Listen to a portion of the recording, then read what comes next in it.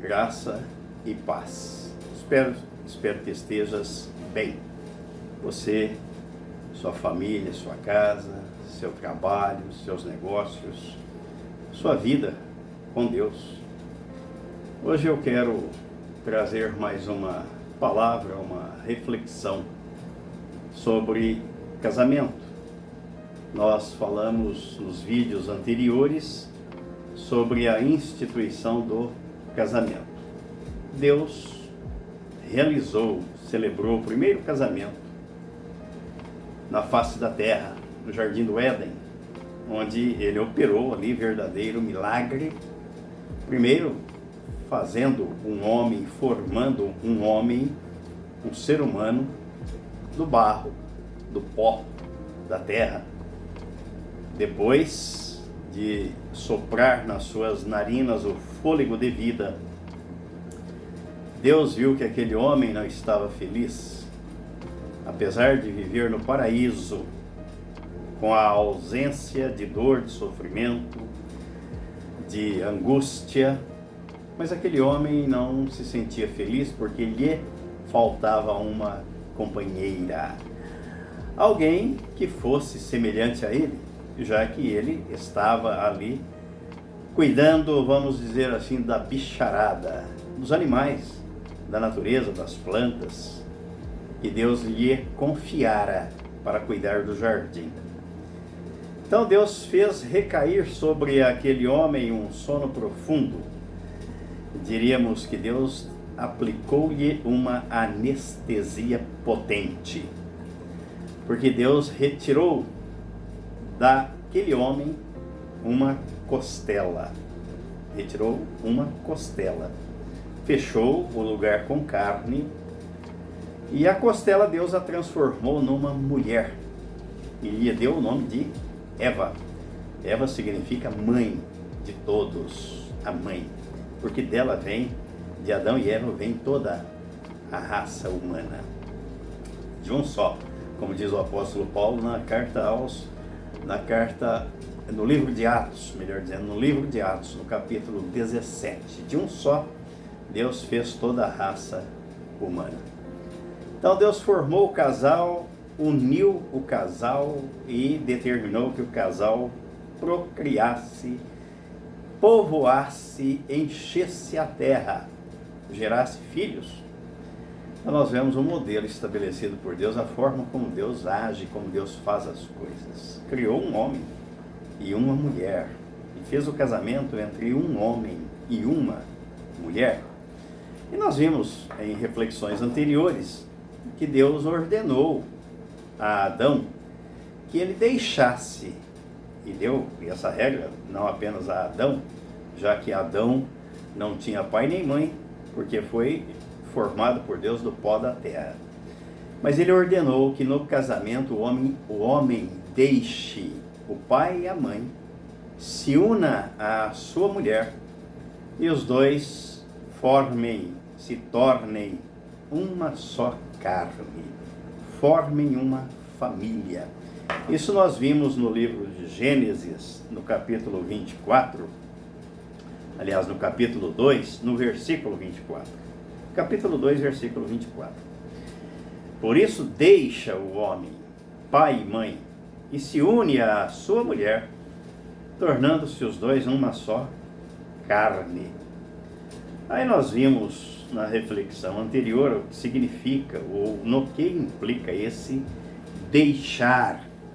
E nós vimos que não é para abandonar os pais, não é disso que a palavra de Deus trata, e Deus não faria isso. Mas nós vimos que é para deixar a casa do pai, deixar a dependência dos pais, porque aqui vale para o homem e para a mulher. Deixar a dependência emocional, se unir à sua mulher e os dois se tornarem uma só carne. Mas aí eu quero ver hoje o versículo 25 desse capítulo 2 de Gênesis, onde ele diz: ora, um e outro, o homem e sua mulher estavam nus e não se envergonhavam. Isto quer dizer que ambos se uniram, estavam nus, havia intimidade entre o casal. E unir aqui, eles se uniram, que Deus mandou o homem unir a sua mulher. No hebraico, esta palavra tem um sentido, um significado de colar, de cimentar, de grudar. Significa que o homem e sua mulher no casamento estão colados, grudados, cimentados um ao outro e envolvidos por uma palavrinha que é fundamental, que se chama fidelidade. Compromisso e fidelidade um com o outro. Aqui nós vemos que a fidelidade se resume e resulta no comprometimento, na lealdade mental, emocional, na confiança de um para com o outro, no respeito mútuo, na coabitação, o que contraria aí alguns casamentos modernos e atípicos que destoam da palavra de Deus, do modelo estabelecido por Deus. Cada um mora na sua casa. Isso não é casamento, isso não é vida conjugal. Pode receber qualquer outro nome, menos isso. Ou pelo menos não está de acordo com o modelo instituído por Deus. E nós vimos também que dentro do projeto de Deus, o casamento significa unidade e não união. Assim como é a igreja, como é o corpo de Cristo. Não é sem razão que o apóstolo Paulo, na carta aos Efésios, no capítulo 5, quando ele trata da igreja, mostrando que Cristo é a cabeça da igreja e a igreja é o seu corpo, os membros, cada pessoa regenerada passa a ser membro do corpo de Cristo, ele faz a analogia e diz que ele se refere estava tratando do casamento, ele diz que ele se refere à igreja, fazendo uma analogia. O que isso quer dizer? Que cada membro, cada pessoa que é regenerada passa a ser membro do corpo de Cristo. Não é a somatória, não é a soma, não é a união, mas é a unidade, é um só corpo. O casamento é assim. Eu era sozinho. A minha mulher, antes de me conhecer, antes de nos casarmos, era sozinha. Nos casamos. Então somos dois? Não, somos um só corpo, tornando-se os dois uma só carne. Essa é a lógica, essa é a matemática divina. Pode não ser a humana, mas aos olhos de Deus é assim que a coisa funciona. 1 mais 1 igual a 1. Já não serão mais dois, mas uma só carne, unidade.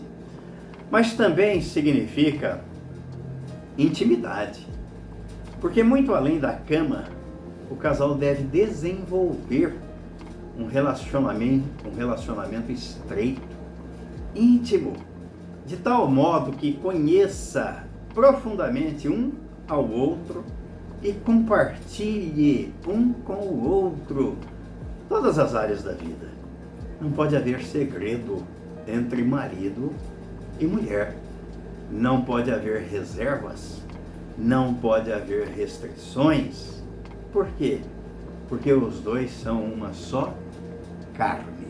Então deve haver fidelidade, unidade e intimidade na vida do casal, para que o casamento vá bem, para que funcione bem, para que este casal cumpra o propósito de Deus, de que só a morte pode separar alguém que é unido por Deus, porque é aquilo que Deus une, e Jesus disse isso depois, falando aos saduceus e aos fariseus, aquilo em relação ao divórcio, já que eles queriam provar Jesus quanto àquilo que ele diria em relação ao divórcio, se era lícito ou não repudiar a mulher e lhe dar carta de divórcio.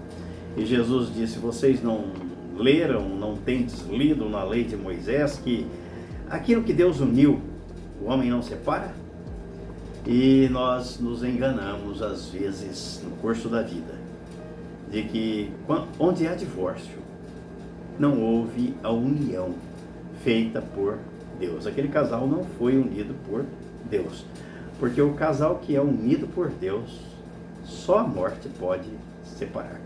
É assim que as coisas se dão no âmbito das Escrituras Sagradas, dentro do modelo estabelecido por Deus para a vida conjugal. Devemos seguir o modelo de Deus e não copiar o modelo do mundo. Embora o casamento seja constituído de duas pessoas de sexo oposto, na verdade, para que ele funcione e dê certo, uma terceira pessoa precisará fazer parte deste casamento. Esta terceira pessoa nós poderíamos dizer que é a Trindade, já que os três são um: Deus Pai, Deus Filho e Deus Espírito Santo, onde as decisões serão tomadas sob a orientação do Espírito Santo, sob a direção divina e sob a caminhar debaixo da palavra de Deus, debaixo da graça de Deus, das misericórdias de Deus, olhando sempre para o autor e o consumador da fé, que é Jesus Cristo. Problemas virão? Virão. A Bíblia não esconde, não omite. Pelo contrário, nos adverte de que nós teremos problemas, teremos aflições. Isso faz parte dessa vida e deste mundo. Mas onde é que está a solução? E para onde estaremos olhando? E quem é que está fazendo parte do nosso casamento e caminhando conosco e vivendo em nós? A pessoa do nosso Senhor e Salvador, Jesus Cristo. Assim você terá um casamento feliz. E só a morte separará você da sua esposa ou esposa, você do seu marido. Que Deus continue a nos abençoar, a nos dar a visão da palavra, do reino dele, para que desfrutemos aqui de dias que possam agradar ao Senhor, dias vividos na presença do Senhor e para a glória dele, sendo úteis ao reino dele, testemunhas fiéis de que a palavra dele é verdade e ela se torna uma realidade quando dela nos apropriamos e a colocamos em prática. Que o Senhor te abençoe. Se você gostou dessa reflexão, compartilhe, se inscreva no canal se você ainda não é inscrito, deixe aqui o seu like, a sua joinha, toque o sino e convido você a estar conosco novamente numa outra reflexão, se assim o Pai nos permitir, em nome de Jesus. Um abraço, até mais, graça e paz.